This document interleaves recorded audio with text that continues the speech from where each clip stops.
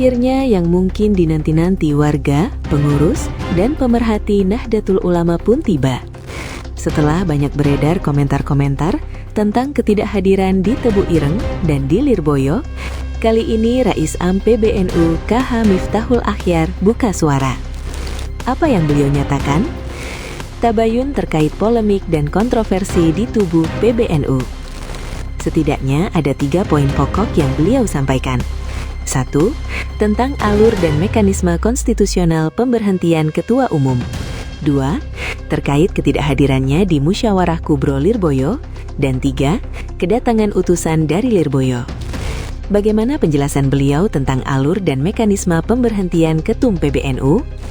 Beliau menyatakan, sebagai lembaga yang diberi mandat pembinaan dan pengawasan pelaksanaan keputusan-keputusan perkumpulan, sebagaimana diatur dalam Pasal 18 Anggaran Dasar NU, Syuriah telah menjalankan fungsi konstitusionalnya dalam proses pembinaan dan pengawasan terkait pelaksanaan AKN NU dan pengawasan tata kelola keuangan di lingkungan PBNU.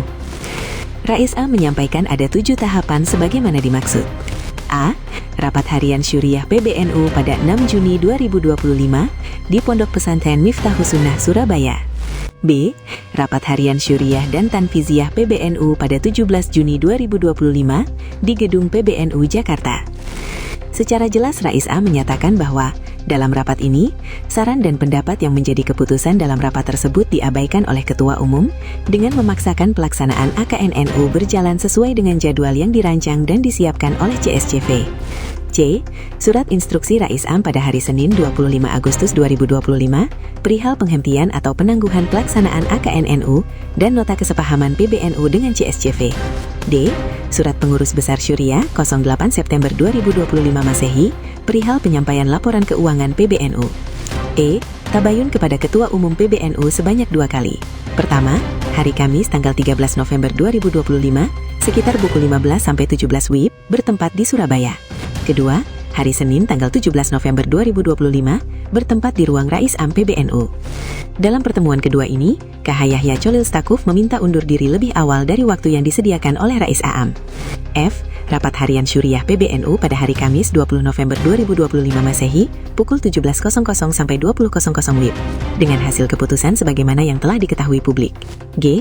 Rapat Pleno PBNU pada hari Selasa 9 Desember 2025 Masehi yang dihadiri oleh 118 peserta dari total 214 undangan peserta yang seharusnya dan dengan suara bulat memutuskan 1. Menerima dan menyetujui pemberhentian KH Yahya Cholil Stakuf dari jabatan Ketum PBNU sebagaimana diputuskan dalam Rapat Harian Syuriah PBNU pada hari Kamis tanggal 20 November 2025.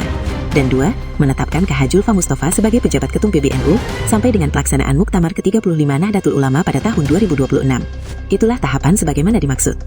Lantas, bagaimana terkait ketidakhadirannya di Musyawarah Kubro Lirboyo? Secara pribadi, kami selaku Rais Am PBNU senantiasa menghormati semua saran dan masukan dari pihak manapun untuk kebaikan dan kemaslahatan Jam'iyah Nahdlatul Ulama, termasuk kegiatan Musyawarah Kubro di Pesantren Lirboyo. Demikian tegas KH Miftahul Akhyar. Forum kultural tersebut lanjutnya tentu kami hormati karena berangkat dari inisiatif KH Anwar Mansyur selaku salah satu mustasyar PBNU. Tetapi keputusan organisasi harus berjalan sesuai aturan dan mekanisme Jam'iyah. Semua harus kembali kepada mekanisme organisasi, karena disitulah marwah Jam'iyah Nahdlatul Ulama dijaga. Jadi, forum di Lirboyo itu disebut oleh Rais Am sebagai forum kultural, walaupun yang hadir semuanya adalah pengurus-pengurus struktural Nahdlatul Ulama. Kami sebenarnya sangat ingin hadir dalam forum tersebut, termasuk ingin melakukan tabayun kepada KH Ma'ruf Amin, Rais Am PBNU masa khidmat 2015-2018. Namun, dengan mempertimbangkan berbagai masukan terkait aspek legalitas dan konstitusionalitas forum, maka dengan berat hati kami mempertimbangkan ulang keinginan tersebut, jelasnya. Tentang kedatangan utusan dari Lirboyo, KH Miftahul Akhyar pada Senin, 22 Desember 2025 menceritakan telah menerima 2 utusan yang menjadi panitia Musyawarah Kubro di Lirboyo, yakni KH Muhibul Aman Ali dan KH Atauillah Salahuddin Anwar. Apa tanggapan Rais Am? Beliau mengatakan, keduanya menyampaikan permintaan agar tidak ada kebuntuan komunikasi.